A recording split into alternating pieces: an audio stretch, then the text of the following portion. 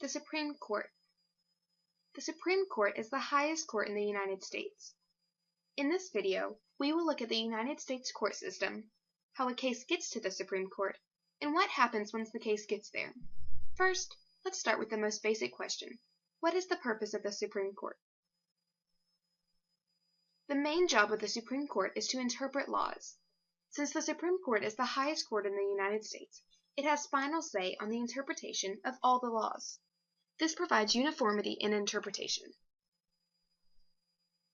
There are many types of courts in the United States. There are many more than the chart below shows.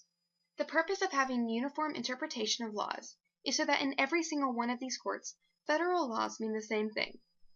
Laws are applied in a similar manner no matter where a person lives or which federal court their case is in, so he or she is treated fairly. For example, federal laws apply the same way in California as they do in Kentucky, so all people in both states are treated the same. The United States has 91 district courts, which have original jurisdiction over most civil and criminal cases. Original jurisdiction just means that the specific court hears the case first. If a person loses the case, they would want to appeal it. An appellate court doesn't necessarily retry the case. They just look for mistakes and make sure that due process was given. An appellate court is just a panel of judges that serve as the jury. If this case loses in the appellate court, the defendant would appeal to the Supreme Court. Now, the Supreme Court doesn't have to hear the case. The justices on the Supreme Court choose which cases they would like to hear and which ones they don't. If they choose not to hear your case, the decision of the lower court stands. The Supreme Court is also just a panel of judges that act as both judge and jury. The Supreme Court is the only court that is both an original jurisdiction court and an appellate court. It has original jurisdiction in certain areas that are laid out in the Constitution. These are cases involving foreign diplomats, cases between the U.S. and a state, between two or more states, between a state and a citizen of a different state, and between a state and a foreign country. These cases are originally tried in the Supreme Court. For example, if the Ohio River continues to move southward, does this mean that Indiana's borders will change? If so, what does this mean for Kentucky? This type of case would originally be tried in the Supreme Court because it deals with two different states. The Supreme Court is also an appellate court for those cases tried in the U.S. Court of Appeals, the Court of Appeals for the Federal Circuit, and for legislative courts. Cases tried in state courts, however, can still appeal to the Supreme Court. Judicial review is another key purpose of the Supreme Court. Judicial review is the power to determine if a law is constitutional or not. This was established with the Supreme Court case of Marbury v. Madison. But why is judicial review so important? Judicial review is important because it fulfills and enforces the Supremacy Clause. The Supremacy Clause of the Constitution says that the Constitution is the law of the land and nothing can go against it. Judicial review enforces this because it allows the Supreme Court to determine if something does go against the Constitution or not. The second reason that judicial review is so important is that it is the main way that the judicial branch checks the other two branches. Let's take a look at checks and balances. The two arrows that go out of the judicial branch are judicial review of laws and judicial review of presidential acts. The check from the executive branch onto the judicial branch is that the president nominates Supreme Court justices.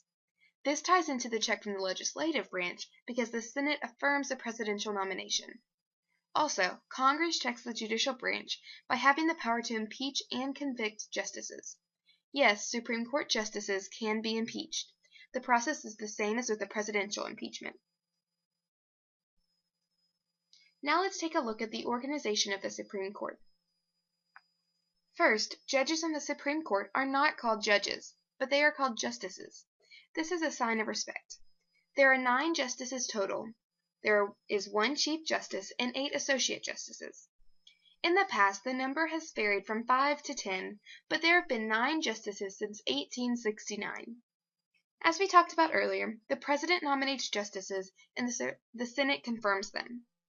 They serve for life and can only leave the court in one of 3 ways. The first way would be if the justice dies. The second way is for the justice to leave the Supreme Court is by resignation. Resignation means that the justice gives up his position on the court.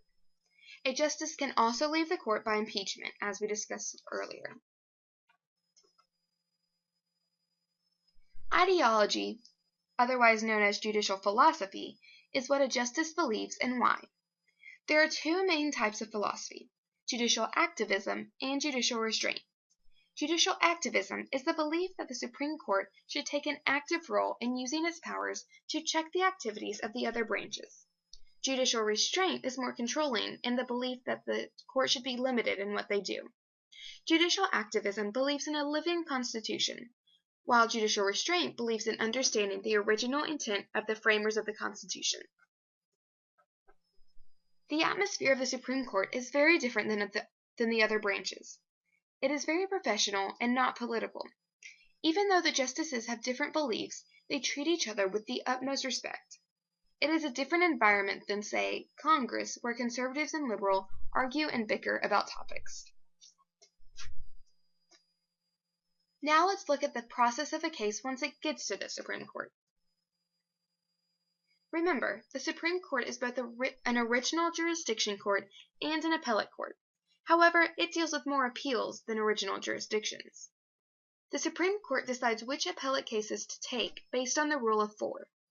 Each justice looks at the briefs from all the different cases and then decides if they want to take them or not. If 4 of the 9 justices decide to take the case, then the case is tried in the Supreme Court. Now let's go through the process of a case. After deciding which cases to take by the rule of 4, those cases get put on the docket.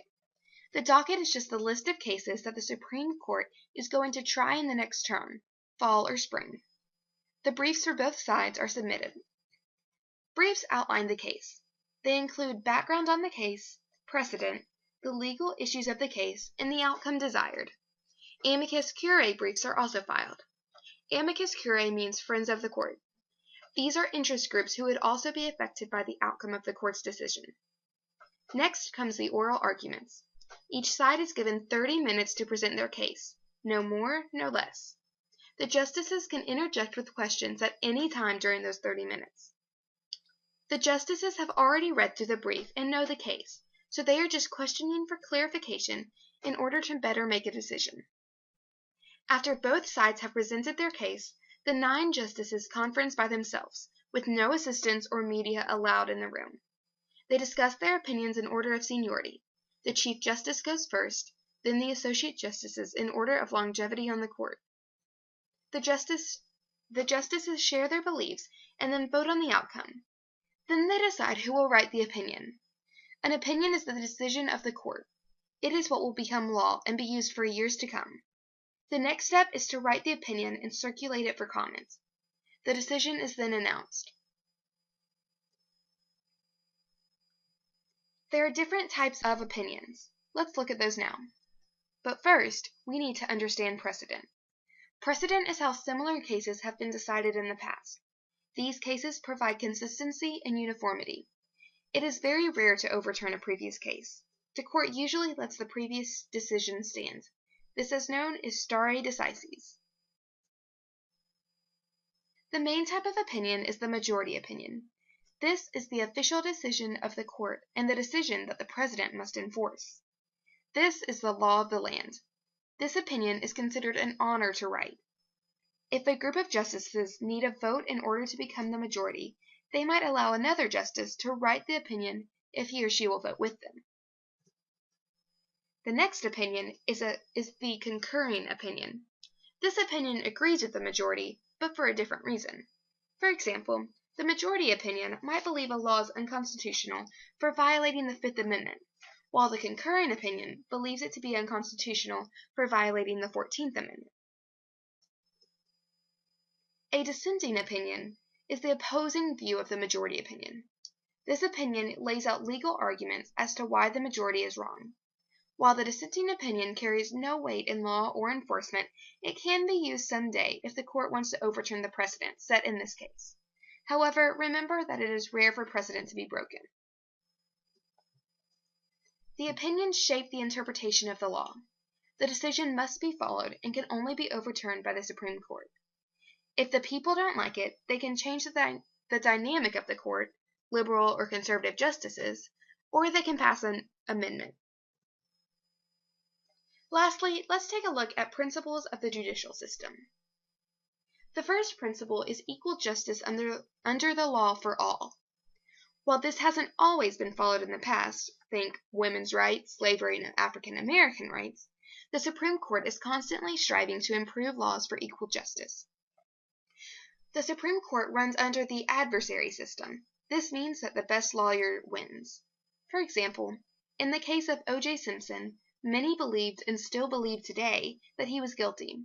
However, he hired a group of lawyers known as the Dream Team, and they were able to do their job well enough and convince the Supreme Court that O.J. was innocent.